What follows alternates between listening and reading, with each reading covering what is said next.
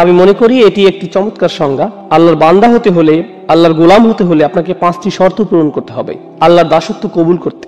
ইতাআত, দাসত্ব পুরোপুরি মেনে নিতে হবে। যদি এমন হয় যে আপনাকে আল্লাহর দাসত্ব মেনে নিতে হচ্ছে, সাথে অন্য কোনো কিছুর দাসত্ব মেনে নিতে হচ্ছে, তাহলে আল্লাহর দাসত্ব আপনাকে প্রথমে কবুল করতে হবে। আপনি আল্লাহর সৃষ্ট কোনো কিছুর কথা মেনে নিতে পারবেন যদি আপনি একই সাথে আল্লাহর দাসত্ব মেনে নেন। অন্যভাবে বললে, আপনি যদি আল্লাহর কোনো সৃষ্টির কথা মেনে নেন কিন্তু একই সময় আল্লাহর অবাধ্যতা করেন, তাহলে আপনি আর আল্লাহর বান্দা হিসেবে গণ্য হবেন না, কারণ আপনি ইতোমধ্যে শিরক করে ফেলেছেন। লা তাআতা লিমাখলুকিন ফি মাসিয়াতিল খালক। স্রষ্টার অবাধ্যতা হয় এমন কোন ক্ষেত্রে সৃষ্টির আনুগত্য করা হয় না, এটা হতে পারে না। গোলাম হিসেবে এটা করা যাবে না। তো প্রথম বিষয়টি হচ্ছে ইতাআত। দ্বিতীয় বিষয়টি হচ্ছে ভালোবাসা, হুব। আমাদের অন্য সকল কিছু থেকে বেশি আল্লাহকে ভালোবাসতে হবে। ওয়াল্লাযীনা আমানু আশাদ্দু হুব্বাল লিল্লাহ। যারা বিশ্বাস করে তারা আল্লাহর ভালোবাসায় দৃঢ়। একই সূরাতে আল্লাহ বলেন, ওয়ামিনান নাসি মান ইয়াত্তাখিযু মিন দুনিল্লাহি আনদাদা ওয়া ইউহিব্বুনাহুম কাহুব্বুল্লাহ। মানুষের মধ্যে এমন রয়েছে যারা আল্লাহর সমকক্ষ দাঁড় করায়। তারা তাদের এমন ভাবে ভালোবাসে যেভাবে আল্লাহকে ভালোবাসে, কিন্তু যারা বিশ্বাস করে তারা আল্লাহর ভালোবাসায় দৃঢ় থাকে। অন্যভাবে বললে, আমাদের ভালোবাসা আছে আমাদের পিতামাতার প্রতি, ভাই বন্ধু, সন্তান সন্ততি, জীবন সঙ্গী, ধন সম্পদ ইত্যাদি সকল কিছুর প্রতি, কিন্তু এগুলো কোনোটাই আল্লাহর ভালোবাসার ঊর্ধ্বে নয়। সকল ভালোবাসাই থাকে আল্লাহর প্রতি ভালোবাসার অধীন। আর আল্লাহকে ভালোবাসার পর আসে তার বার্তাবাহকের প্রতি ভালোবাসা, সাল্লাল্লাহু আলাইহি ওয়াসাল্লাম। দ্বিতীয় বিষয়টি ছিল ভালোবাসা। তো এখন পর্যন্ত আমরা দুইটি বিষয় নিয়ে আলোচনা করেছি, দাসত্ব স্বীকার ও ভালোবাসার প্রকাশ। তৃতীয়টি হচ্ছে তাওয়াক্কুল। সৃষ্টিকর্তার উপর আমাদের ভরসা রাখতে হবে। নিজেকে যখন আমি তার দাস হিসেবে স্বীকার করে নিয়েছি এবং তাকে যখন স্রষ্টা হিসেবে কবুল করে নিয়েছি, তখন তিনি যাই আদেশ নির্দেশ আমার প্রতি করুক না কেন, ভরসা রাখতে হবে যে সে সকলগুলো অবশ্যই আমার জন্য উত্তম। যে অবস্থাতেই তিনি আমাকে নিপতিত করুন না কেন, তার উপর ভরসা রাখতে হবে। ভরসা রাখতে হবে যে যদি আমি তার কথা মেনে নেই, তাহলে তার কোনো আদেশ আর আমার জন্য যত কঠিন হোক না কেন, সেটাই উত্তম পন্থা। ইউরিদুল্লাহু আন ইউখাফফিফা আনকুম। আল্লাহ তোমাদের জীবন সহজ করতে চান, তোমাদের বোঝা হালকা করতে চান। আমরা ভাবি যে আল্লাহর কথা মেনে নিলে জীবন কঠিন হবে, আর তার অবাধ্য হলে জীবন সহজ হয়। আমাদের অনেক সময় এমন হয় যে আমরা চিন্তা করি, আহা, সবকিছুই শুধু হারাম, এত কঠিন, ইসলাম খুবই কঠিন। আল্লাহ বলছেন, না, আমি আসলে তোমাদের ইসলাম দিয়েছি যাতে তোমাদের জীবন সহজ হয়। আর আমাদের অবশ্যই বিশ্বাস করতে হবে যে এটা সত্য। আল্লাহর উপর আমাদের ভরসা রাখতে হবে, তাওয়াক্কুল থাকতে হবে। তো আমাদের হলো দাসত্ব, ভালোবাসা এবং ভরসা। চতুর্থ বিষয়টি হচ্ছে আন্তরিকতা বা অকৃত্রিমতা। যখন আমরা কোনো কিছু করি, বিশেষ করে সেটা যদি ইবাদতের বিষয় হয়, আমাদের সেটা শুধুমাত্র আল্লাহর জন্যই করতে হবে। আপনি আল্লাহর সাথে অন্য কোনো বিষয় একত্র করতে পারবেন না। যেমন ধরুন, আপনি মসজিদে দান করবেন, যদি সাথে এমন চিন্তাও রাখেন যে একটু নামও হবে আর হ্যাঁ দানও হবে, এভাবে নিয়ত মিশ্রণ ঘটাতে পারবেন না। সেটা আলাদা যে দান করলে হয়তো আপনার কিছুটা নামও হবে, কিন্তু মনে যদি আগে থেকে খ্যাতির লোভ থাকে, তাহলে আপনার দান বৃথা। আপনার লক্ষ্য শুধুমাত্র আল্লাহর জন্য হতে হবে। আল্লাহ তার জন্য করা নিয়তে অন্য কারো অংশগ্রহণ করা পছন্দ করেন না, বিন্দু পরিমাণও না। আর তিনি আমাদের থেকে যা চান, ইন্না সলাতি ওয়া নুসুকি ওয়া মাহইয়ায়া ওয়া মামাতি লিল্লাহি রব্বিল আলামিন। এই আন্তরিকতার ব্যাপারে আগের সূরাতে আলোচনা হয়েছে। ফাসাল্লি লিরাব্বিক, তোমার রবের প্রতি আন্তরিকতার সাথে সালাত আদায় করো। আল্লাহর জন্য কোনো কিছু করার ক্ষেত্রে আমাদের নিয়তকে পরিশুদ্ধ করতে হবে। মাঝে মাঝে ধরুন, এটা যদিও একটু বাইরের আলোচনা কিন্তু গুরুত্বপূর্ণ, আমরা বিভিন্ন ভাবে দিনের জন্য কাজ করি। কেউ হয়তো মসজিদে সরাসরি সেবাদান করে, কেউ হয়তো মসজিদ কমিটিতে কাজ করে, কেউ হয়তো দাওয়াতি কাজ সম্পন্ন করে, কেউ ইসলামী স্কুল পরিচালনা করে, অথবা কেউ ইসলামিক ওয়েবসাইট চালাতে সহায়তা করে। যেটাই হোক, যেভাবেই হোক, আমরা দিনের জন্য করি কোনো না কোনো উপায়। কাজের শুরুতে আমাদের নিয়ত শুধু আল্লাহর জন্যই থাকে, কিন্তু সময় পার হলে আমাদের মনে বিভিন্ন চিন্তার উদ্রেক হয়। আমরা বলি, মানুষ আমার কথাই শুনছেন, আমার এখানে প্রধান হওয়া উচিত, আর আমাদের আমিত্ব বোধ জাগ্রত হয়। মানুষদের অবশ্যই আমার কাজে স্বীকৃতি দিতে হবে। এখন তো কেউ আমার প্রশংসাই করছে না, লোকজন আমার মতের মূল্যায়নই করছে না, আর এতদিন যা কিছু করেছি কিছুই আমলে নিচ্ছে না। এখন বলুন, আমাদের এই কাজ আল্লাহর জন্য নাকি মানুষের স্বীকৃতির জন্য? আর এভাবে আমাদের মনে যা ঘটে সেগুলো কেউই তেমন ভাবে লক্ষ্য করে না, অথচ সময়ের সাথে এভাবেই নিয়ত পরিবর্তিত হতে থাকে। আপনি সততার সাথে আল্লাহর জন্য শুরু করেন হয়তো, কিন্তু সময়ের সাথে আন্তরিকতায় ভাটা পড়ে। আমাদের অবশ্যই ইখলাস বজায় রাখতে হবে, সেই আন্তরিকতা ধরে রাখতে হবে। এখন সর্বশেষ ও সর্বাধিক গুরুত্বপূর্ণ বিষয়টি, যা ইবাদতের সাথে জড়িত, আমরা ইতিমধ্যে 4টি বিষয় নিয়ে আলোচনা করেছি, পঞ্চম বিষয়টি বাকি আছে। সহজ ভাষায় আমি এটাকে বলি দাসত্বের শর্ত। লক্ষ্য করবেন, যখন আপনি কোনো চাকরিতে যোগদান করেন, আপনার কোম্পানি ও আপনার মধ্যে একটা চুক্তি সম্পন্ন হয়। চুক্তিতে বলা থাকে আপনি কোম্পানির জন্য কি কি করবেন এবং কোম্পানি আপনার জন্য কি কি করবে। একইভাবে স্বামী স্ত্রীর মধ্যেও চুক্তিনামা থাকে। আমি তোমার জন্য এগুলো এগুলো করব, তুমি আমার জন্য এগুলো এগুলো করবে। চুক্তিনামা, শর্তের আদান প্রদান। একইভাবে সন্তান এবং মা বাবার মধ্যে অধিকারের বিষয় থাকে, এগুলো আমাদের অধিকার, এগুলো তোমাদের অধিকার। এখানেও আদান প্রদান হচ্ছে, পরস্পর বোঝাপড়া এখানেও দেখা যাচ্ছে। যে কোনো রাষ্ট্র বা সরকারের সাথে সেখানকার জনগণের একই ধরনের বোঝাপড়া হয়। তোমরা এই পরিমাণ কর দিবে, এই আইন কানুনগুলো মেনে চলবে, বিনিময়ে আমরা তোমাদের এই সেবা দিয়ে যাব। স্পষ্ট বিনিময়। সাধারণত এই ধরনের বিনিময়গুলো কিছু আপোষ মীমাংসা বা বোঝাপড়ার মাধ্যমে হয়, অর্থাৎ দুই পক্ষই এগিয়ে আসে, আলাপ আলোচনা করে, শেষে আপোষের মাধ্যমে সমঝোতা হয়। কিন্তু যখন আমরা আল্লাহর বান্দা, তখন এই ধরনের শর্ত বা সমঝোতা কি করে ঘটবে? এগুলো কি আলোচনা বা আপোষ মীমাংসার মাধ্যমে হবে? অবশ্যই না। সকল শর্তই আসমান থেকে আসবে, আপনাকে শুধু মেনে নিতে হবে। অর্থাৎ আপনার কোনো যোগ্যতা নেই যে আপনি নির্ধারণ করবেন আল্লাহর বান্দা হতে হলে কি কি মেনে চলবে আর কি কি মেনে চলবেন না, আল্লাহর উপাসনার জন্য কি কি করবেন আর কি কি করবেন না, আল্লাহকে মেনে চলার জন্য কি করবেন আর কি করবেন না। আপনি নিজে কখনোই নিজের জন্য এগুলো নির্ধারণ করতে পারেন না। এই ব্যাপারে সকল শর্ত, সকল কর্তৃত্ব শুধুই আল্লাহর।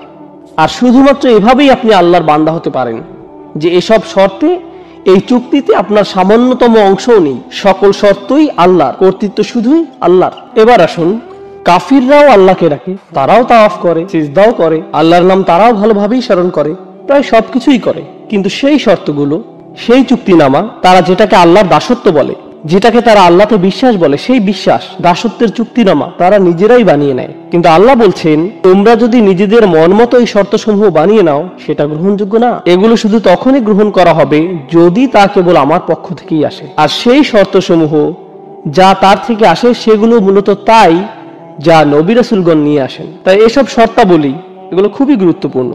আপনাকে একদিন কেউ বলল, জানো, আমি সৃষ্টিকর্তাকে খুবই ভালোবাসি, আমি প্রায়ই তার উপাসনা করি, প্রার্থনা করি। আসলে আপনি করেন না। আপনি করেন না, কেননা আপনি যদি সৃষ্টিকর্তার প্রার্থনা করেন নিজের মন মতো করে, তাহলে কিভাবে আপনি তার গোলাম হবেন? যখন আপনি সৃষ্টিকর্তার প্রার্থনা করবেন এমন ভাবে, ঠিক যেমন ভাবে তিনি আপনার নিকট আশা করেন, এটাকে সৃষ্টিকর্তার সঠিক উপাসনা বলা যায়। শর্তগুলোর সংজ্ঞা কেবল আল্লাহর পক্ষ থেকেই আসতে পারে। আল্লাহতে বিশ্বাসের অর্থ আসলে কি কি? আল্লাহকে মেনে চলার অর্থ কি? আল্লাহর ইবাদত করার অর্থটাই বাকি। এটি হলো প্রাথমিক আলোচনা। দাসত্বের শর্তসমূহ দুইটি বিষয়। আমি চাই আপনারা ইবাদত শব্দটার আসলে আরবিতে কি বোঝায় সেটা আগে জেনে নিন। কিংবা বলা যায় উবুদিয়্যাহ শব্দটি, যেটি মূলত মাজদার ব্যাকরণ অনুযায়ী, এটি মূলত দুটি বিষয়ের সমন্বয়। এখন আমি যদি শুধুমাত্র যে কোনো একটি আপনাদের সামনে প্রকাশ করি, তাহলে মূল অর্থটি অসম্পূর্ণ থেকে যাবে। মূলত এটি ক্লাসিক্যাল আরবির সামনে ইংরেজি ভাষার একটা সীমাবদ্ধতা। ক্লাসিক্যাল আরবি ভাষা একই সময় বিভিন্ন বৈশিষ্ট্যের প্রকাশ ঘটায়। এখন আমরা যদি কোনো বিষয়ের ক্ষেত্রে পুরোপুরিভাবে অর্থের প্রকাশ না ঘটাই, বাক্যের আংশিক প্রকাশ আমাদের মনে গন্ডগোল বাঁধাতে পারে। তো দুইটি পরিভাষা যা ইবাদত শব্দটির সকল বৈশিষ্ট্য ও গুণাগুণ পরিপূর্ণরূপে প্রকাশ করে, সে দুইটি হলো প্রার্থনা ও দাসত্ব। হ্যাঁ, এই দুটির সমন্বয়, প্রার্থনা ও দাসত্ব। আমরা সাধারণত যে কোনো একটি গ্রহণ করে থাকি, কিন্তু ইংরেজিতে দুইটি সম্পূর্ণ আলাদা শব্দ, যা ক্লাসিক্যাল আরবিতে একটি শব্দে প্রকাশ পায়, ইবাদাহ এবং উবুদিয়্যাহ। তাই যখন আল্লাহ রাসূল সাল্লাল্লাহু আলাইহি ওয়াসাল্লাম বলেন লা আ'বুদু মা তা'বুদুন, এর মানে শুধুমাত্র এই না যে আমি প্রার্থনা করব না, বরং এর মানে এও দাঁড়ায় যে আমি দাসত্ব স্বীকার করব না, আমাকে তোমরা গোলাম বানাতে পারবে না। খুব সংক্ষেপে আমি আপনাদের প্রার্থনা এবং উপাসনা করা এবং দাসত্বের মধ্যকার যে পার্থক্য সেটি দেখিয়ে দিতে চাই। যখন মাগরিব আসলো, আমরা আল্লাহ তাআলাকে স্মরণ করছি, প্রার্থনা করছি। যখন এশার সালাতের সময় আসবে, আমরা আল্লাহর প্রার্থনা করব। কিন্তু এই দুই নামাজের মাঝখানে সময় আমরা কি করি? এই দুই নামাজের মাঝখানে যখন আমরা ছিলাম, এই দুই নামাজের মাঝখানে আমরা ছিলাম আল্লাহর দাস। যখন আপনি ঘুমাচ্ছিলেন তখন আপনি প্রার্থনা করছিলেন না, কিন্তু ঠিকই আপনি ছিলেন তখন আল্লাহর দাস। যখন আপনি ঘুম থেকে উঠলেন, দাঁত ব্রাশ করলেন, নাস্তা করলেন, আপনার কাজে যাওয়ার জন্য গাড়ি ড্রাইভ করলেন, সে সময় আপনি প্রার্থনা করছিলেন না, কিন্তু তাহলে আপনি কি করছিলেন? যদিও হয়তো এ সময় আপনি কোরআন তেলাওয়াত করছিলেন না বা কোনো জিকির আজকার করছিলেন না, কিন্তু ঠিকই এই সময় আল্লাহর দাসই ছিলেন। তো বলা যায় যে প্রার্থনা হচ্ছে নির্দিষ্ট কিছু কাজ, রোজা রাখা, নির্দিষ্ট সময় সালাত আদায় করা, হজ করা, কোরআন তেলাওয়াত করা, দান সাদকা করা, এগুলো সবই নির্দিষ্ট কিছু কাজ যেগুলো প্রার্থনা হিসেবে ধরা হয়। কিন্তু একজন দাস, একজন গোলাম, সে সর্বদাই আল্লাহর গোলাম, যদিও সে এই ধরনের কাজগুলো করে বা না করে। এই ধারণাটি আসলে খুবই শক্তিশালী, কেননা এর মানে দাঁড়ায় আমাদেরকে ঠিক সেভাবে জীবনযাপন করতে হবে যেভাবে আল্লাহ তাআলা চান। শুধুমাত্র জুমার নামাজে বা অন্য কোনো নামাজে আল্লাহকে মানবেন আর অন্য সময় মানবেন না, সেটা চলবে না। নামাজগুলোর মধ্যকার সময়ে আমরা আল্লাহর বান্দাই। হাফিজু আলা সলাওয়াত ওয়াস সালাতুল উস্তা। আলেমদের মধ্যে অনেকে বলেন এখানে সলাতুল উস্তা বলতে নামাজগুলোর মধ্যকার সময়ের কথা বলা হয়েছে। এই সময় আল্লাহর সাথে আমাদের কানেক্ট থাকতে হবে। এই সময়ে আল্লাহর সাথে আমাদের সম্পর্ক থাকতে হবে, আমাদের আল্লাহর প্রার্থনা করতে হবে, একই সাথে আল্লাহর দাসত্ব মেনে নিতে হবে। এখন আমরা হয়তো অনেকেই আল্লাহর প্রার্থনা ঠিকভাবেই করি, কিন্তু দাসত্বের ক্ষেত্রে, যেমন হয়তো আপনি আসরের নামাজ পড়েছেন, কিন্তু এখন ভাবছেন সময় তো আছে, একটু মুভি দেখা যায়, মাগরিব চলে আসলো, হ্যাঁ মাগরিবের নামাজেও চলে আসছেন, কিন্তু এভাবে আপনি শুধু প্রার্থনা করছেন, দাসত্বের শর্তে টিকছেন না, আল্লাহর বান্দা হতে পারছেন না। কার হয়তো একটি মদের দোকান আছে, কিন্তু সে 5 ওয়াক্ত নামাজ পড়ছে মসজিদে গিয়ে। তো এখান থেকে সহজে বোঝা যায় যে সে আল্লাহর প্রার্থনা সঠিকভাবে করছে, কিন্তু আল্লাহকে মানছে না, কোনোভাবেই সে আল্লাহর বান্দা নয়। তাই সমস্যা হয়ে যায় আমাদের এই ইংরেজি অনুবাদগুলোর কারণে। এই অনুবাদগুলো দেখে আমাদের মনে হয়, যাক অন্তত পক্ষে আল্লাহর প্রার্থনা তো সঠিকভাবে করছি, আমার কাজ তো হয়ে গেল। না না, আপনি আল্লাহর প্রার্থনা করছেন, কিন্তু আপনি আল্লাহর বান্দা নন। প্রার্থনা করা হচ্ছে একটি অংশ, দাসত্ব হচ্ছে অপর অংশ, এবং ইবাদত এই দুইটি অংশ নিয়ে গঠিত, শুধু একটিতে হবার নয়। এখন আরবদের ব্যাপারটি লক্ষ্য করুন। আরবদের দুটি সমস্যা ছিল। প্রথমটি হচ্ছে তারা আল্লাহর প্রার্থনায় বিমুখ ছিল, তবে এর চাইতে বড় সমস্যা, তারা আল্লাহর দাসত্ব মেনে নিতে রাজি ছিল না। এই সূরাটি এই দুইটি সমস্যা নিয়ে আলোচনা করছে। আমাদের এই সমস্যা দুটি স্পষ্টভাবে চিহ্নিত করে নিতে হবে। যখন তারা আল্লাহর সামনে মাথা নত করতে এবং অন্য সকল উপাস্য থেকে মুখ ফিরিয়ে নিতে অস্বীকার করে, তখন সেটা তাদের কোন সমস্যা, প্রার্থনাগত সমস্যা নাকি দাসত্বের সমস্যা? অবশ্যই এটি তাদের প্রার্থনাগত একটি সমস্যা। কিন্তু যখন তারা ইয়াতিমদের দূরে ঠেলে দেয়, যখন তারা নারী শিশুদের হত্যা করতে বিরত থাকে না, যখন তারা গরিব দুঃখীদের দিকে ফিরেও তাকায় না, যখন তারা ন্যায় বিচার থেকে নিজেদের দূরে সরিয়ে নেয়, যখন তারা বিনা অপরাধে মানুষ হত্যা করে, যখন তারা কৃতদাসদের উপর অমানবিক অত্যাচার করে, তখন তারা আসলে কিসের সাক্ষ্যদান করে? তারা মূলত আল্লাহর দাসত্বকে প্রত্যাখ্যান করে। আল্লাহর বান্দার ন্যায় জীবনযাপন তারা কোনো আগ্রহ দেখায় না। আপনি আল্লাহর বান্দা মানে আপনি আল্লাহর উপাসনা করেন এবং তার সাথে তার দাসের ন্যায় জীবনযাপন করেন, দুইটি বিষয়। এখন আয়াতটি আমরা ভালোভাবে বুঝবো। লা আ'বুদু মা তা'বুদুন, এখানে লা আ'বুদু অর্থাৎ আমি দাসত্ব করব না এবং আমি প্রার্থনা করব না যার ইবাদত তোমরা করছো। আমাদের বুঝতে হবে এই আয়াতে আল্লাহ রসুলকে বলা হয়েছে কাফিররা কিসের প্রার্থনা করত আর তারা কার দাসত্ব করত সে ব্যাপারে কথা বলতে। তো তারা কিসের প্রার্থনা করত এবং তারা কার দাস ছিল বলে মনে করেন? তারা বিভিন্ন মূর্তির, নিজেদের বানানো মেয়েকে ঈশ্বরের উপাসনা করত এবং তারা নিজেদের লোভ লালসার দাস ছিল। দুইটি বিষয়, তারা মূর্তিগুলোর পূজা করত এবং নিজেদের শাহাওয়াত, লোভ লালসার গোলাম হয়ে গিয়েছিল, নিজের নফসের পূজারী।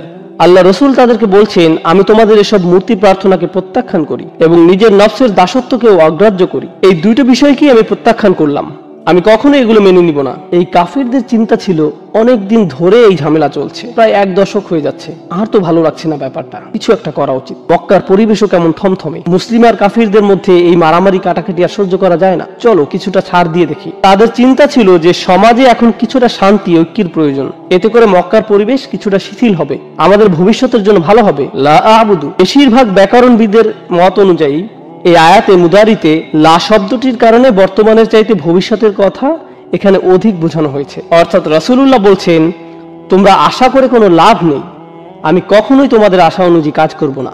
তোমরা যদি মনে করো ভবিষ্যতে তোমাদের হয়তো সুযোগ আছে, সময় গেলে পরিস্থিতি পাল্টাবে, আমি কখনোই এসবের প্রার্থনা করব না।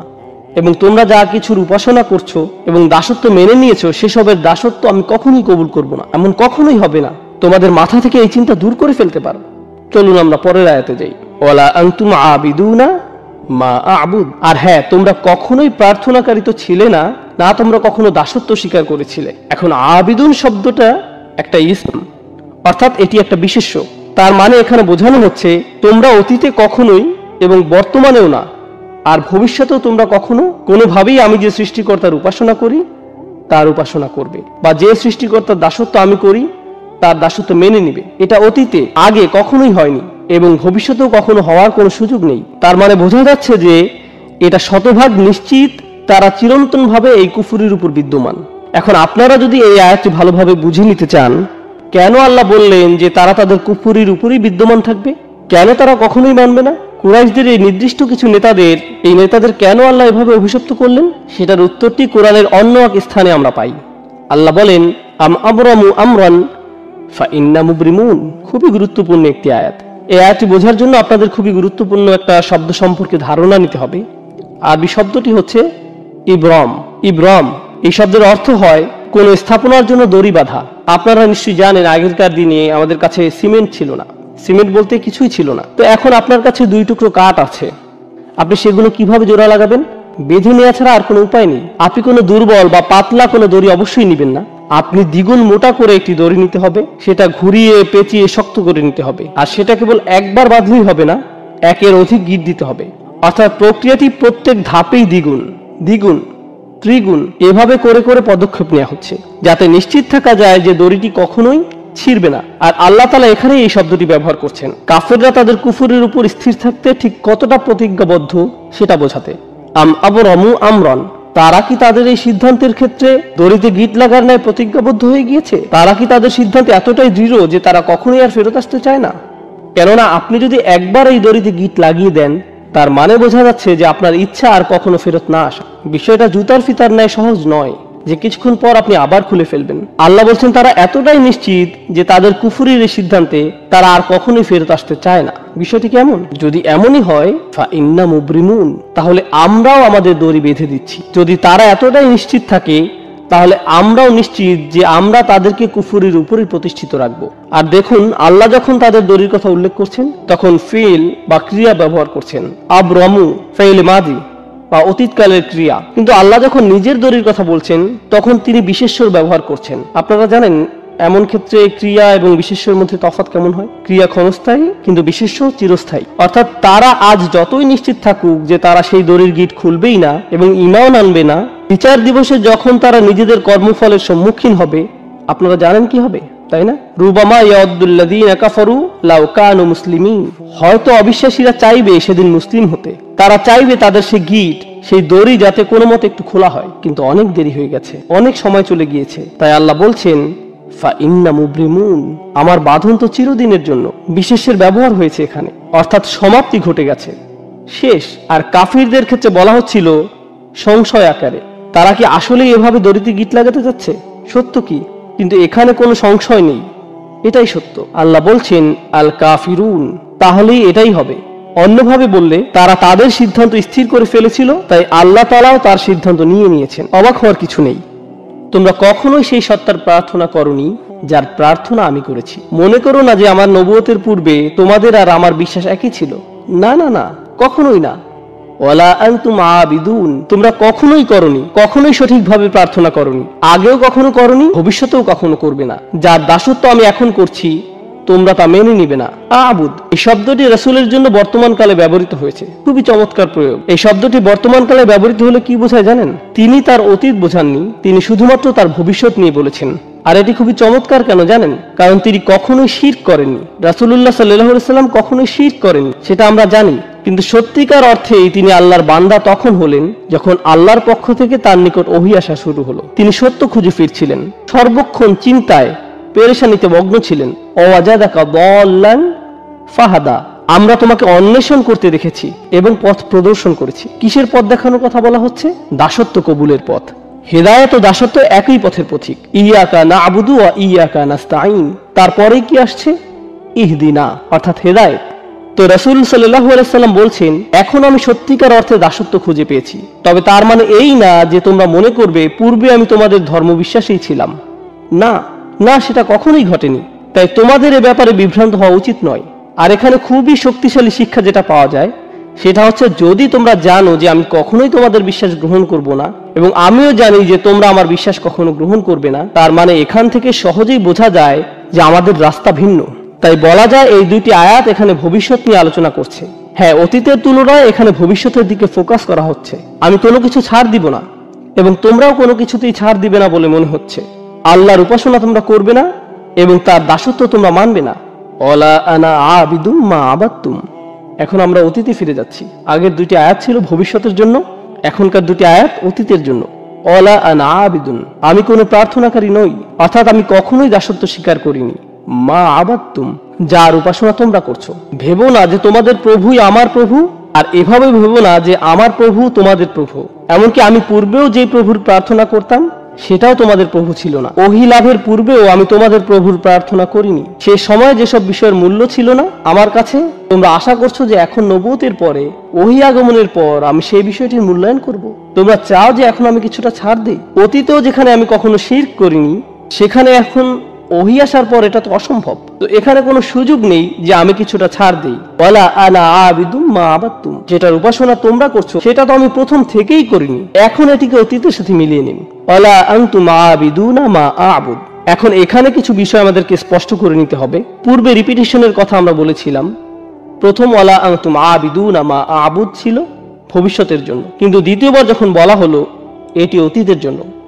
একটি ছিল এক বিষয়ে ছাড় দেওয়ার জন্য এবং অপরটি অপর বিষয়ে ছাড় দেওয়ার জন্য। এই আয়াতটি পুনরায় আসার কারণ আমরা ইতিমধ্যে বুঝে নিয়েছি। তৃতীয় আরেকটি উপায় যেভাবে আয়াতটির পুনরাবৃত্তির কারণ বোঝা যায়, যখন আপনি কোথাও যান আর কারো বিরুদ্ধে শত্রুতা পোষণ করেন, আপনি তখন খুবই কঠিন ভাষা ব্যবহার করেন আর কারো সাথে কঠোর আচরণের জন্য একই ধরনের কিছু কথা বারবার বলার প্রয়োজন হয়। ঘৃণা করি, আমি তোমাকে ঘৃণা করি, মেরে ফেলবো, আমি তোমাকে মেরে ফেলবো, একই কথা পুনরায় বলে আপনি কি বোঝাতে চাচ্ছেন? এখান থেকে আপনার রাগান্বিত অবস্থায় স্পষ্ট হয়।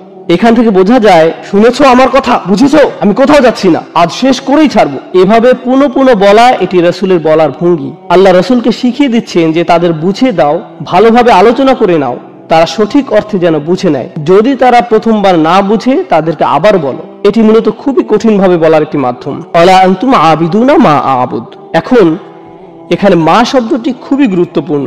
আল্লাহ এখানে বলেননি ওয়ালা আনতুম আবিদুনা মান আবুদ, আর তুমি তার উপাসনা করো না যার উপাসনা আমি করি। আয়াতে বলেননি আমি যার উপাসনা করি, বরং বলেছেন আমি যেসবের উপাসনা করি। কিন্তু মা শব্দটি আমরা জানি প্রাণীবাচক শব্দের ক্ষেত্রে ব্যবহৃত হয় না, এটি ব্যবহৃত হয় অপ্রাণীবাচক শব্দের ক্ষেত্রে। মান শব্দের ব্যবহার হয়ে থাকে প্রাণীবাচক শব্দের ক্ষেত্রে। তাই এই বর্ণনা কিছুটা বিভ্রান্তির সৃষ্টি করে। কিভাবে আমি যার উপাসনা করি বলার পরিবর্তে আমি যেসবের উপাসনা করি বলা সম্ভব? এখন আমি উপাসনা বা প্রার্থনা শব্দটি সাধারণ অর্থে ব্যবহার করছি। আপনারা এখন উপাসনা ও দাসত্ব আলাদাভাবে কোনটা কি বোঝায় জানেন, কিন্তু আমি এখানে সাধারণ অর্থে ব্যবহার করছি। আল্লাহ তার রাসূলকে আমি যার প্রার্থনা করি বলতে না বলে দুইবার আমি যেসবের প্রার্থনা করি বলতে বললেন। এখানে এই মা শব্দটি, যেটি দ্বারা আয়াতে যেসবের অর্থ করা হয়েছে, এটি আরবি ব্যাকরণ অনুযায়ী মা মাসদারিয়া হতে পারে। একভাবে চিন্তা করলে এরূপ ধরা যায়। তাহলে অর্থ হবে যে প্রার্থনা আমি করি।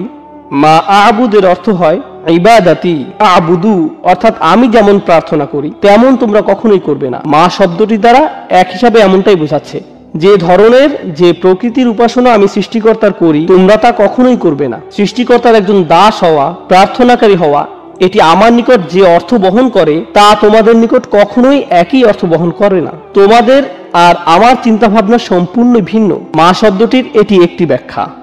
দ্বিতীয় যে ব্যাখ্যা মা শব্দটির করা যায়, যদি এটাকে ইসমে তাজ্জুব মসুলা, কি অসাধারণ সৃষ্টিকর্তার উপাসনা আমি করি আর কি জঘন্য মিথ্যাচারের উপাসনা তোমরা করো। যখন মা বা কি শব্দটি আল্লাহর ক্ষেত্রে ব্যবহার করছেন, দুটি বিষয় হতে পারে। বিষয়টি সহজ করে বোঝাতে চলুন আমরা কে এবং কি এর মধ্যকার পার্থক্যটা দেখি। যখন আপনি কে দ্বারা কোনো প্রশ্ন করছেন, আপনি বিশেষ কোনো ব্যক্তির খোঁজ করছেন। আর যখন আপনি কি দ্বারা কোনো প্রশ্ন করছেন, আপনি বিশেষ কোনো গুণ বা বৈশিষ্ট্যের খোঁজ করছেন। যখন আপনি জিজ্ঞেস করেন এই ব্যক্তিটি কে, পাশের কেউ জবাব দেয় সে আব্দুল করিম, এ শরীফ ও আহমদ। কিন্তু যখন আপনি জিজ্ঞেস করেন এই ব্যক্তিটি কি, সে একজন অ্যাকাউন্টেন্ট, একজন ডাক্তার, সে একজন ভালো মানুষ ইত্যাদি। ঠিক, অর্থাৎ যখন আপনি বলছেন কে, ও হ্যাঁ অ্যাকাউন্টেন্টরা ভালো মানুষ নাও হতে পারে, আমি আসলে জানি না, যাই হোক, কে দ্বারা যখন আপনি প্রশ্ন করছেন তখন কোনো ব্যক্তিকে খুঁজছেন, আর কি দ্বারা প্রশ্ন করলে তার গুণ খোঁজা হচ্ছে। বুঝতে পারছেন নিশ্চয়ই? যখন মা দ্বারা প্রশ্ন করা হয় তখন কিসের সম্পর্কে জিজ্ঞেস করা হচ্ছে বলুন? ব্যক্তি নাকি বৈশিষ্ট্য? হ্যাঁ, অবশ্যই বৈশিষ্ট্যের ব্যাপারে। কত অসাধারণ সৃষ্টিকর্তার প্রার্থনা আমি করি, যার উপাসনা আমি করি, তিনি সত্য, তিনি সত্য স্রষ্টা, অর্থাৎ স্রষ্টার বৈশিষ্ট্যের দিকে ইঙ্গিত করা হয়েছে। আর যখন মা শব্দটি তাদের জন্য ব্যবহৃত হচ্ছে, ওয়ালা আনা আবিদু মা আবাদতুম, মা আবাদতুম, কি জঘন্য মিথ্যার অনুসরণ তোমরা করছো। দেখো তোমরা যাদের অনুসরণ করছো তাদের প্রকৃতি একটু দেখো, আর আমি যারা অনুসরণ করছি তার প্রকৃতি একটু দেখো। মা শব্দটি এখানে এই কাজই করছে। দারুণ। ওয়ালা আনা আবিদুম মা আবাদতুম ওয়ালা আনতুম আবিদুনা মা আবুদ। তোমরা কি ভাবছো যে আমি যেই অসাধারণ আল্লাহর ইবাদত করি তোমরাও সেই একই আল্লাহর ইবাদত করো? তোমরা আসলেই ভাবো যে তোমাদের সৃষ্টিকর্তাকে আমার আল্লাহর সাথে মেলাতে পারবে? কখনোই না। আর তোমরা কি ভাবো যে আমি আমার সর্বশক্তিমান আল্লাহর জন্য যা করি, তার সামনে যেভাবে দাসত্ব কবুল করি, তা তোমাদের ওই তুচ্ছ বানানো স্রষ্টাদের জন্য করব? কখনোই না। আর এই বর্ণনাগুলোতে দুইটি পক্ষের ব্যবধান অসীম পর্যায়ে বৃদ্ধি করা হয়েছে মা শব্দটির ব্যবহারের মাধ্যমে। সেই মা হিয়া, স্রষ্টা সেই প্রকৃতি যার প্রার্থনা আল্লাহ রাসূল করেন। আল্লাহ আসলে কে, আল্লাহ আসলে কি, সুবহানাহু ওয়া তাআলা। মা শব্দটি দ্বারা এসবই আলোকপাত করা হয়েছে। তাই বলা যায় এটি শুধু মা মাসদারিয়া নয়, এটি মা তাআজ্জুব, খুবই শক্তিশালী একটি বিষয় যার ব্যবহার এই আয়াতে হয়েছে। এখন আমরা একেবারে শেষ আয়াতটিতে যাচ্ছি। এখানে আমরা অবিশ্বাস্য ধরনের চমৎকার একটি বিষয় জানতে পারবো ইনশাআল্লাহ। লাকুম দীনুকুম ওয়ালিয়া দীন। সম্ভবত এটি আমাদের সময় কোরআনের সবচাইতে ভুলভাবে ব্যাখ্যাকৃত আয়াতগুলোর মধ্যে একটি। সাধারণভাবে আয়াতের অর্থ করা হয় তোমাদের দিন তোমাদের থাকুক, আমার দিন আমার। প্রথমে এখানে লাকুম শব্দটি আগে ব্যবহৃত হয়েছে, ইখতিসাস অর্থাৎ জার ওয়া মাজরুর মুকাদ্দাম। আল্লাহ বলেননি দীনুকুম লাকুম ওয়া দীনি লি, তিনি বলছেন লাকুম দীনুকুম ওয়ালিয়া দীন। তোমাদের ধর্ম শুধুই তোমাদের জন্য, হ্যাঁ তা শুধুই তোমাদের, অর্থাৎ সেটা কখনোই আমার জন্য হবে না, আমার হবে না। শুধুই শব্দটি আমি এখানে যথার্থ কারণেই বসিয়েছি, কেননা লাকুম এখানে আগে এসেছে। এটা যদি দিন হুকুমের পরে আসতো তাহলে শুধুই শব্দটা এখানে হতো না। এটা যদি দিন হুকুমের পরে আসতো তাহলে শুধুই শব্দটি এখানে আসতো না। তোমাদের ধর্ম, তোমাদের এই ধর্ম শুধুই তোমাদের জন্য, অলিয়া দিন, আর আমার দিন এই মুহূর্তে তোমাদের ক্ষেত্রে এটিও শুধুই আমার জন্য। অর্থাৎ তোমাদের ও আমার মধ্যে কখনোই আর কোনো কিছুর বিনিময় সম্ভব নয়, বিনিময়ের সময় শেষ। অন্যভাবে বললে আমি এই শহর ছেড়ে যাচ্ছি। এই আয়াতগুলো মূলত রাসূলের হিজরতের পূর্বাভাস, কেননা কোনো জায়গায় যখন দাওয়ার আর কোনো কারণ অবশিষ্ট থাকে না তখন হিজরত অবশ্যম্ভাবী। কারণ রাসূলের মক্কাতে থাকার কারণ একটাই, দাওয়া। কিন্তু রাসূল নিজেই যদি বলেন যে দরজা বন্ধ হয়ে গেছে, তাহলে স্পষ্ট হয়ে যায় যে তিনি নিজের নাগরিকত্ব পরিত্যাগ করছেন, যেমনটা আমরা বললাম। আর হ্যাঁ, যখন রাসূলের পক্ষ থেকে এই ধরনের শব্দ আসছে তখন তাদের ক্রোধ কি আরো বাড়ছে নাকি বাড়ছে না? অবশ্যই বাড়ছে। এই ধরনের শব্দ কোরআনের অন্য জায়গাতেও দেখা যায়। কুল ইয়া কওমি আমালু আলা মাকানাতিকুম, তাদের বলুন আমার জাতির মানুষেরা তোমাদের জায়গা থেকে তোমাদের যা মন চায় করো, তোমাদের অবস্থায় থেকে যা করতে পারো করে ফেলো। ইন্নী আমালু, আমিও কাজ করছি, আমার যা করার আমিও করে যাচ্ছি। দিন শব্দটি আরবিতে এই শব্দটি দাইন শব্দ থেকে আসে। দাইন শব্দের অর্থ ধার বা ঋণ, কোনো কিছু যার নির্দিষ্ট পরিমাণ আপনি কারো কাছ থেকে পান বা যা আপনার থেকে কেউ পায়। দিন শব্দটি আরবিতে শাসনতন্ত্র বা সরকারও বোঝায়, কেননা সরকার সাধারণ মানুষকে তাদের পাওনা দিয়ে থাকে এবং সাধারণ মানুষ থেকে নিজেদের পাওনা নিয়ে থাকে। সূক্ষ্ম বিনিময় যা সরকার ও কোনো দেশের মানুষের মাঝে ঘটে। দিনের জন্য কোনো না কোনো কর্তৃপক্ষ থাকা জরুরি। একইভাবে বিচার দিবসে যখন মানুষ ঠিক তাই পাবে যা তাদের প্রাপ্য, ঠিক তাই দিবে যা তাদের থেকে পাওনা, এই দিনকেও ইয়াউম আদ-দ্বীন বলা হয়েছে। মালিকি ইয়াউমিদ্দিন, লাকুম দীনুকুম ওয়ালিয়া দীন। এর একটি অর্থ হয় তোমরা যথার্থভাবে ঠিক তাই পাবে যা তোমাদের প্রাপ্য। তোমাদের বিচার শুধুমাত্র তোমাদের জন্যই হবে, আর আমার বিচার ও আমার উপরেই হবে। আর তোমাদের আজকের এই কুফরের পরিণতি কি সেদিন বিচার দিবসে তোমরা জানতে পারবে। এখানে দিন শব্দের দ্বারা এই অর্থটিও বোঝানো হচ্ছে, লাকুম দীনুকুম ওয়ালিয়া দীন, তোমাদের বিচার তোমাদের জন্য আর আমার বিচার আমার জন্য। সুবহানাল্লাহ। এগিয়ে যাও, সরাসরি চ্যালেঞ্জ। জাহান্নামের আগুন এই মুহূর্তে শুধুই তোমাদের জন্য। তোমরা যারা কুফরের উপর পুরোপুরি স্থির হয়ে আছো, তোমাদের জন্য সেদিন থাকছে বিশেষ বিচার, আর নবী হিসেবে আমার জন্য থাকবে বিশেষ ফয়সালা। দেখা যাক শেষ পর্যন্ত জয় কাদের হয়। উন্মুক্ত চ্যালেঞ্জ। আরেকটি বিষয় যা আমি চলে যাওয়ার পূর্বে আপনাদের জানাতে চাই, লাকুম দীনুকুম ওয়ালিয়া দীন।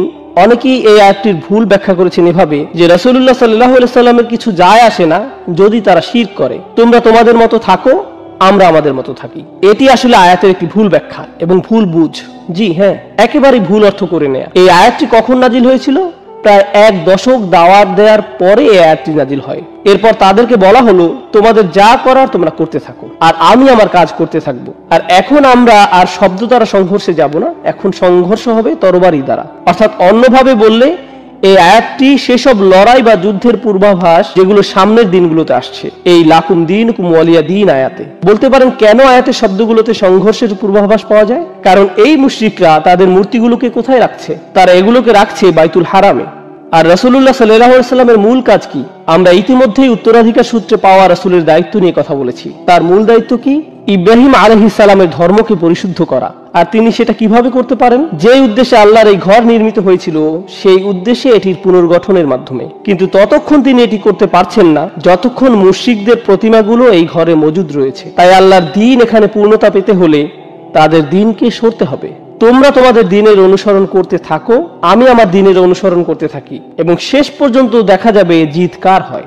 তাই আল্লাহ বলেন হুয়াল্লাযী আরসালা রাসূলাহু বিল হুদা ওয়া দীনিল হক লিইয়ুযহিরাহু আলা দ্বীনি কুল্লি। তিনি তার রাসূলকে পাঠিয়েছেন আল্লাহ তার রসুলকে পাঠিয়েছেন হিদায়াতের সাথে এবং সেই সত্য দিনের সাথে, যাতে এটি অন্য সকল যত দিন আছে সেগুলোকে পরাস্ত ও নিষ্প্রভ করে দিতে পারে। দিনের অন্যান্য যত রূপ সবগুলোই পরাভূত হবে। ওয়ালাউ কারিহাল মুশরিকুন, যদিও মুশরিকরা বিষয়টি ঘৃণা করে, যদিও তারা এটি অপছন্দ করে, তো তোমরা যা করার করতে থাকো, কিন্তু সেগুলো সবই বৃথা হবে। আমার দিন ইতোমধ্যেই নিশ্চয়তা পেয়ে গেছে। আর হ্যাঁ, দিন শব্দটি পরবর্তী আয়াতে আরো বেশি স্পষ্ট হবে। অরাআইতান নাসা ইয়াদখুলুনা ফি দীনিল্লাহ, দিন শব্দটি আবারও আসছে। সেখানে আমরা জানতে পারবো যে সংঘাতের শুরু এই সূরাতে হয়েছিল। পরবর্তী সূরাতে দেখা যাবে কারা এতে জয়লাভ। আর এই সূরার সর্বশেষ শিক্ষা, একেবারে শেষ বক্তব্য রাখার পূর্বে অতিরিক্ত দুইটি বিষয়ে কিছু কথা বলবো ইনশাআল্লাহ তাআলা। প্রথম কথাটি হচ্ছে, আগের সূরাতে আমরা দেখতে পাই মক্কার কুরাইশরা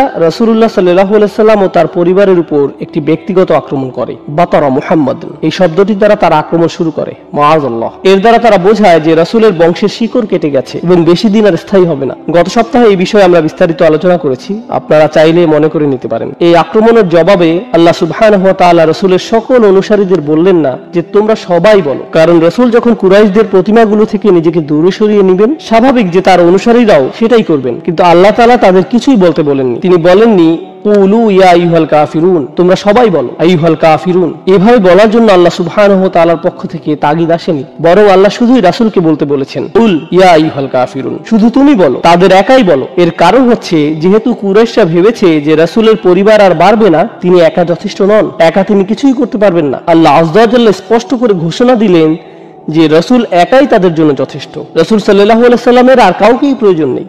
এটি কোরআন থেকে একটি বড় শিক্ষা আমাদের জন্য। কেউ কেউ মাঝে মাঝে বলে মুহাম্মদ তার অনুসারীদের ব্যতীত কিছুই করতে পারত না। মাআযাল্লাহ, খুবই জঘন্য ভাষার ব্যবহার। আমরা মুসলিমরা কখনোই এমনটা বলি না, অমুসলিম ইতিহাসবিদরা বিশেষ করে এমনটা বলে থাকে। মুহাম্মদ তার অনুসারীদের উপর নির্ভর করেছিল, এই ধরনের কথাবার্তা। এখন লক্ষ্য করুন আল্লাহ তাআলা কি বলছেন, ইল্লা তানসুরুহু ফাকাদ নাসারাহুল্লাহ। সূরা তাওবাতে আল্লাহ বলছেন, যদি তোমরা তাকে সাহায্য নাও করো, আল্লাহ তো তাকে ইতোমধ্যেই সাহায্য করে রেখেছেন সাল্লাল্লাহু আলাইহি সাল্লাম। তাই আমাদের দৃষ্টিভঙ্গি কখনো এমন হতে পারে না। আমাদের দৃষ্টিভঙ্গি, চিন্তা ভাবনা হচ্ছে তিনি সরাসরি আল্লাহ তাআলা থেকে সাহায্য পেয়ে থাকেন, আমাদের সাহায্যের তার কোনো প্রয়োজন নেই। আপনারা মনে করতে পারেন হুনাইনের যুদ্ধের কথা, যখন সাহাবীরা হঠাৎ ভীত হয়ে রাসূলুল্লাহ সাল্লাল্লাহু আলাইহি সাল্লাম থেকে দূরে সরে গিয়েছিলেন, তিনি হঠাৎ একা পড়ে গেলেন।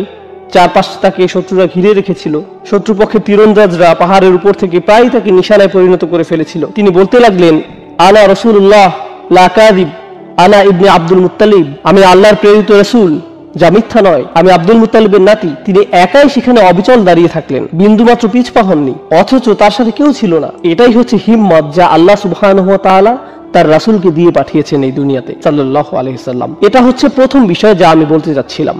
দ্বিতীয় বিষয়টি হচ্ছে, আমি ইতিমধ্যে বলেছি আপনাদের যে কুরাইশরা চাচ্ছিল রাসূল তাদের সাথে কিছুটা হলেও আপোষ করুক, কিন্তু আল্লাহ বলছেন যে তাদের রাসূলের সাথে কথাবার্তা বলে লাভ নেই।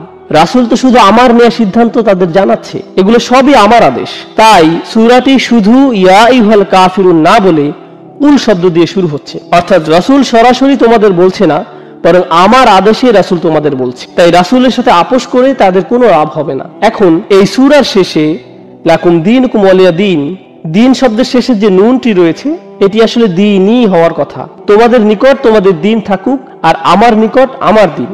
আরবি ব্যাকরণ অনুযায়ী ইদফা হওয়ার কারণে এখানে শেষে ইয়া হওয়ার কথা, এক্ষেত্রে যাকে ইয়া মুতাকাল্লিম বলা হয়, কিন্তু অলংকরণের স্বার্থে এখানে ইয়া সরিয়ে ফেলা হয়েছে আর শুধুই কাসরা ব্যবহার করা হয়েছে। আপনি যদি মুসহাফ একটু চেক করে দেখেন তাহলে দেখবেন এটি বলছে লাকুম দীনুকুম ওয়ালিয়া দীন, শুধুই কাসরা শেষে আছে, অর্থাৎ ইয়া সরিয়ে ফেলা হয়েছে। আরবিতে এই নিয়মটিকে বলা হয় হাসফ, যেখানে একটি অক্ষরকে সরিয়ে ফেলা হয়। বিভিন্ন কারণে এটি প্রয়োগ হয়ে থাকে, তার মধ্যে একটি কারণ হচ্ছে বিস্ময়ের প্রকাশ, অর্থাৎ যখন আপনি খুবই উত্তেজিত বা আবেগী হয়ে পড়েন তখন দ্বীনি না বলে আপনি শুধু বলেন দিন। একইভাবে আমরা যখন আল্লাহ আযজা ওয়া জাল্লার কাছে প্রগাঢ়ভাবে সাহায্য চাই তখন আমরা রব্বি বলি না, তখন আমরা শুধুই রব বলে থাকি, রব্বিগফিরলি। এখানে রব্বি শব্দকে কেন সংক্ষিপ্ত করা হয়েছে? কারণ আমরা আল্লাহ আযজা ওয়া জাল্লার সামনে মরিয়া হয়ে আবেদন জানাচ্ছি, এটি অন্তর থেকে তার প্রতি নিবেদন। এইখানে এই সূরায় হাসফের ব্যবহার হয়েছে যাতে করে নিজের দিনের ব্যাপারে রাসূলের দাবি স্পষ্ট ও গাঢ় হয়, এটি আমার দিন।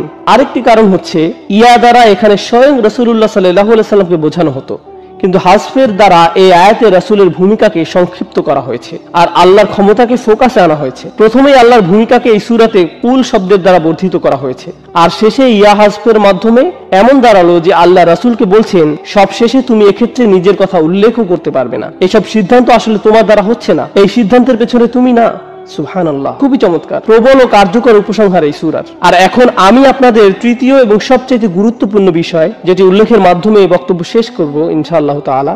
আমি আপনাদের প্রথম থেকেই বলেছি যে কোরআনের শেষ 10টি সূরা শুধুমাত্র রাসূলুল্লাহ সাল্লাল্লাহু আলাইহি সাল্লামের জীবনী বোঝার জন্যই গুরুত্বপূর্ণ নয়, বরং রাসূলের আদর্শের সাথে ইব্রাহিম আলাইহিস সালাতু ওয়াস সালামের আদর্শের সংযোগ বা সম্পর্ক বোঝার জন্যই গুরুত্বপূর্ণ।